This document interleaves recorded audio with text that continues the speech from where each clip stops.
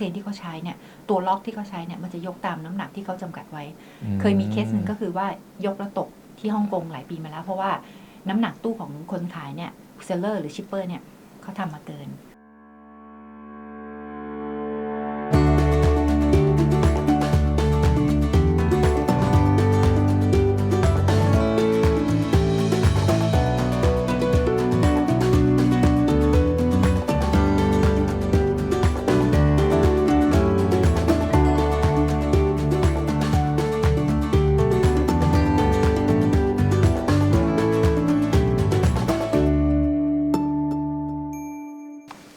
สวัสดีครับผมทามนะครับแล้ววันนี้เราอยู่กับ Ideal Channel เหมือนเดิมนะครับวันนี้เราอยู่กับคุณอ้อยจาก Ideal นะครับค่ะ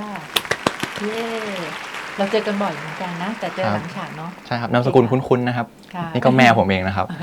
วันนี้ผมจะมาพูดคุยกับคุณอ้อยนะครับเกี่ยวกับเรื่องตู้คอนเทนเนอร์สมมุติว่าผมจะส่งของนะครับในตู้คอนเทนเนอร์มันจะมี FCL กับ LCL มันคืออะไรครับคุณอ้อยโอเคคำถามที่ดีค่ะ FCL เนี่ยนะคะก็คือ full container loading LCL ก็คือ less container loading นะคะ full ก็คือเต็มตู้ถูกไหมฮะใช่ full นี่คือตู้ของเราเลยหมดเลยอ๋อก็คือเราเหมือนเหมาตู้ใช่ค่ะส่วน less container คือเราต้องไปแจมตู้คนอื่นเขาตู้น้อยหน่อยเจ้าของตู้เป็นเอเย่นเรืออ๋อก็คือเราจะไปแบ่งกับเจ้าอื่นไม่ว่าใครก็แล้วแต่ใช่ค่ะแล้วก็จะประหยัดค่าเฟรตกรณีที่สินค้าเรามีไม่เยอะพอที่จะเต็มตู้อ๋อเข้าใจแล้วเป็นมันก็ make sense กว่านะมาลดคอสใช่โอเคครับแล้วขนาดของตู้อะครับมีเท่าไหร่บ้างครับตู้คอนเทนเนอร์ทั่วไปเอาถ้าตู้คอนเทนเนอร์ทั่วไปที่เราเห็นกันตามท่าเรือเนี่ยนะคะที่วางอยู่บนสายเรือในรูปภาพที่เราเห็นพวกเรือเนี่ยมันจะเป็นตู้ซ้อนกันก็จะเป็นตู้20ฟุต40ฟุต40ไฮคิวอันนี้เราไม่ได้รวมถึงตู้ขนาดพิเศษนะคะที่ว่าเป็น flat lag หรือ open top ทำจะสังเกตว่าเวลาเขาเรียงกันบนรูเรือเนี่ยที่ต้องใช้เป็น40ฟุต20ฟุตเพราะอะไรเพราะว่าเวลาวางช่องสมมติเราวางพื้นเนี่ยเขาเรียกว่าสแต็กเนี่ย40ฟุตเสร็จก็จะได้20ฟุต2ตู้อยู่ด้านบน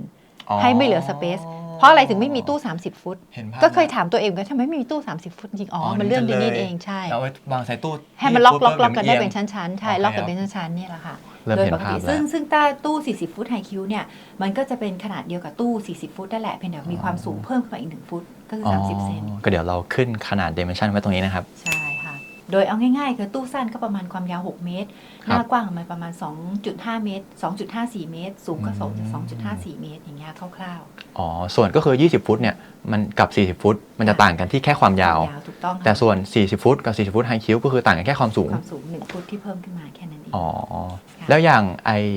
น้ำหนักอะครับมันควรไม่เกินเท่าไหร่ครับ20กับ40ฟุตเอาโดยหลักจริงๆเนี่ยนะคะถ้าเราต้องคอนเซิร์นถึงการขนส่งทางหลวงของประเทศเราด้วยในฐานะที่เราส่งออกเนี่ยมันจะมีน้ำหนักของจำกัดการบรรทุกอยู่บนถนนหลวงด้วยโดยปกติที่จะแนะนำเนี่ยก็คือจะให้เป็นตู้สั้นเนี่ยไม่ควรจะเกิน22ตันตู้ยาวเนี่ยก็คือ40ฟุตไม่ควรจะเกิน25ตันอ๋อมันก็จะมีน้ำหนักกำหนดไว้ใช่ค่ะอ๋อเพราะไม่งั้นวิ่งไปด่านตรวจโดนตรวจใช่ค่ะเพราะเราต้องวิ่งผ่านด่านช่างอยู่ดีที่เราเห็นในถนนน่ะเขาจะมีด่านช่างซึ่งเจ้าหน้าที่เขาจะคอยตรวจน้ำหนักเราเกินบรรทุกหรือเปล่านอกจากเราคอนเซิร์นเรื่องตรงกรมทางหลวงแล้วเนี่ยเราต้องคิดถึงเครนของท่าเรือด้วยเพราะว่าท่าเรือเนี่ยเขาจะมีน้ำหนักของกำกับอยู่แล้วว่าตู้ของคุณต้องไม่เกินเท่าไหร่เพราะว่าเครนที่เขาใช้เนี่ยตัวล็อกที่เขาใช้เนี่ยมันจะยกตามน้ำหนักที่เขาจำกัดไว้เคยมีเคสหนึ่งก็คือว่ายกแล้วตกที่ฮ่องกงหลายปีมาแล้วเพราะว่าน้ำหนักตู้ของคนขายเนี่ยเซลเลอร์หรือชิปเปอร์เนี่ยเขาทำมาเกินแล้วก็ under declare ไปเพราะนั้นก็เลยเกิดอุบัติเหตุตรงนั้นขึ้นแล้วอย่างของข้างในครับมันควรจะประมาณกี่คิวบิกเมตรครับระหว่าง20กับ40ฟุต20ฟุตก็โดยปกติก็ใส่กันเต็มที่เลยนะไม่ให้เหลือสเปซเลยนะก็ได้25คิวบิกเมตรหรือบางท่านเนี่ยอาจจะอัดถ้าเป็นพวกเสื้อผ้าที่เราสามารถอัดได้โดยที่ว่าของไม่แตกว่าเป็นเสื้อผ้าอัดได้ถึง30คิวบิกเมตรก็มีส่วน40ฟุตก็ดับเบิลไปก็60แต่ทีต้องดูสินค้าที่เราไปด้วยเพราะว่าอย่างนี้ค่ะข้างในตู้เนี่ยเขาจะเรียกมีกระดูกตู้ที่มันเป็นขึ้นมาเป็นลอนของตู้ซึ่งแทนที่เราจะได้เต็มที่25-30คิวหรือว่า60คิวอะไรเงี้ยก็อาจจะไม่ได้เพราะติดด้วยตัวนี้แล้วถ้าสินค้าของเราเป็นกล่องที่เท่ากันเนี่ยมันจะเกิดช่องว่างเพราะว่าเวลาบรรจุในตู้มันจะมีlacking space ตรงนี้เกิดขึ้นซึ่งอาจจะไม่ได้บรรจุเต็มขนาดนี้ก็ได้แล้วถ้าอย่างเป็น FCL อะครับถ้าปริมาณของผมพอที่จะต้องเหมาตู้แน่นอนมันคำนวณยังไงครับก็เอา dimension ของกล่องมาก่อนแล้วก็คูณไปนะคะกว้างยาวสูงโดยปกติแล้วเขาจะคูณสมมติว่า50เซนเขาจะคูณเป็น 0.5 เมตรแล้วเอามาคูณกันทุกด้าน3ด้านแล้วคิดเป็นจำนวนคิวออกมาแล้วให้บวกลบ 10% ไว้ก่อนอ๋อแต่มันจะมีลิมิตของมันถูกไหมฮะลิมิตว่า ถ้า1เมตรถูกป่ะครับ1คิวบิกเมตร ค่ะ ว่าก็คือถ้าสมมุติมันเล็กกว่า1คิวบิกเมตรเขาจะนับเป็น1ก็คือขั้นต่ำถูกป่ะฮะ ขั้นต่ำใช่ค่ะเขาเรียกว่า fraction ของ cubic meter ซึ่งแล้วแต่ทางเอเย่นหรือสายเดินนะคะเคสนี้ก็คือว่าบางเจ้าเนี่ยเขาจะคิดว่า minimum ค่าเฟรตเนี่ยอยู่ที่3คิวแต่บางเจ้าก็คิดที่คิวเดียวแล้วมันจะมีค่า TSC เนี่ยมันคืออะไรครับเป็นค่าภาระของเอเย่นเรือที่เขาจะต้องมาเก็บกับผู้นำเข้าผู้ประกอบการ THC ก็คือ terminal handling charge ตรงนี้เป็นค่าบริการในการเอาตู้ของคุณมาไว้ที่ลานให้เราเอาคนเข้าไปจัดการค่าฟอกลิฟต์นู่นนี่นั่นค่ะ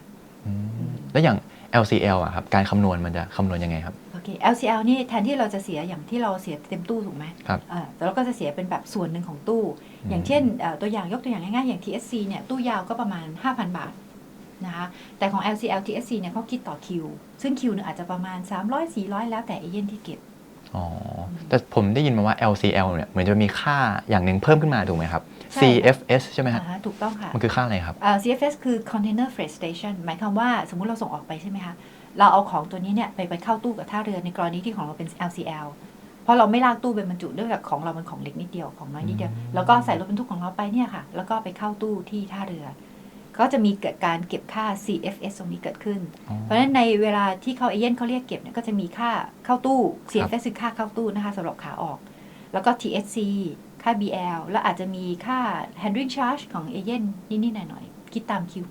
เหมือนกันค่ะโอเคแล้วอย่างถ้า1เมตรคิวบิกอย่างเงี้ยครับน้ำหนักมันควรจะไม่เกินเท่าไหร่ครับจริงๆแล้วเนี่ยมันขึ้นเนื่องจากว่าวัสดุที่ใช้ในการยกเขาเรียกอุปกรณ์ในการยกก็คือท่าเรือของบ้านเราเนี่ยใช้ hand lift หรือเรียกตะเข้ตักเพราะฉะนั้นใน1คิวไม่ควรจะเกิน350กิโลอันนี้คือมาตรฐานค่อนข้างจะทั่วโลกนะคะตอนนี้แล้วอย่าง FCL กับ LCL ครับแบบไหนคุ้มกว่ากันครับต้องดูว่าปริมาณสินค้าที่เราจะส่งออกเนี่ยตามโวลูมของตัวสินค้าเนี่ยมันกี่คิวบิกเมตรสมมุติว่าสินค้าของเราเนี่ยเราแค่ 2-3 คิวบิกเมตรซึ่งอาจจะเป็น1พาเลตหรือ2พาเลตก็ได้อันนั้นเราไปกับเขาดีกว่าก็ต้อง LCL อยู่แล้วถ้าของไม่เยอะแต่ถ้าของเยอะแต่ถ้า30คิวบิกเมตรขึ้นไปเนี่ยเราจะเข้าตู้20ฟุตก็ไม่พอเข้าตู้40ฟุตก็จะหลวมแต่ถ้าทางแนะนำเนี่ยเราก็จะแนะนำให้เป็นเข้าตู้40ฟุตดีกว่าเพราะว่า1เนี่ยค่า local charge ของต้นทางกับปลายทางเนี่ยก็เท่ากับเหมารวมเป็นตู้เลยซึ่งจะประหยัดแล้วพอเราส่งไปถึงปลายทางเนี่ยปลายทางสามารถลากตู้ไปเปิดที่โรงงานเขาได้เลยไม่ต้องมาเสียค่า LCL ก็คือ LCL charge ก็คือค่าเบี้ยบ้ายรายทางให้กับทางท่าเรือที่ปลายทางเนี่ยควรจะเสียมากกว่าแล้วก็เหมือนเปิดอีกตู้มันจะต้องเสียเวลาเรื่อง BL ด้วยถูกไหมครับถูกต้องซึ่งจริงๆแล้วเนี่ยถ้าสมมุติว่าเราทำมี35คิวจะแบ่งเป็นตู้20ฟุตอันนึง LCL กับชาวบ้านอันนึงอันนั้นทำไม่ได้นะคะนั้นผิดหลักของกรมศุลกากรเพราะว่าเวลา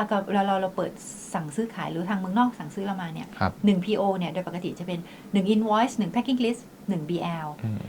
ซึ่งจะกลายเป็น2 BL ต่อ1 packing list ไม่ได้แต่ถ้าเป็นใน1 BL มีหลายๆ invoice ได้แต่1 invoice เนี่ยก็ต้องเป็น1 BL ไม่งงเนาะมันไม่ make sense ที่จะเปิดตู้ใหม่เพื่อที่จะให้เอาของยัดเข้ามาอีกนิดๆหน่อยๆคุณก็เอาตู้ใหญ่ไปเลยแต่ถ้าของมันน้อยจริงๆก็คือ LCL ได้ก็ไม่เป็นไรก็แล้วแต่ก็จะบวกค่าใช้จ่ายเพิ่มนิดนึงแล้วอย่างค่าใช้จ่าย FCL กับ LCL ลิสต์ลงมามันมีอะไรบ้างครับก็หลักๆคร่าวๆเนี่ยนะคะก็จะมีค่าเราส่งออกเนี่ยในฐานะเราเป็นคนส่งออกก็จะมี TSC BL handling charge หลักๆมีแค่นี้ค่ะไม่รวมค่าคัสตอมพวกค่าชิปปิ้งค่ารถค่าเฟรทอันนี้เราไม่รวมนี่แค่ที่พูดถึง local charge ของผู้ส่งออกเฉยๆแต่ถ้า LCL ก็จะมี CFS เพิ่มมาด้วยแค่นั้นถูกไหมครับถูกต้องค่ะโอเคครับก็ได้ข้อมูลแล้วเนาะก็โอเคครับได้ระดับนึงนะครับ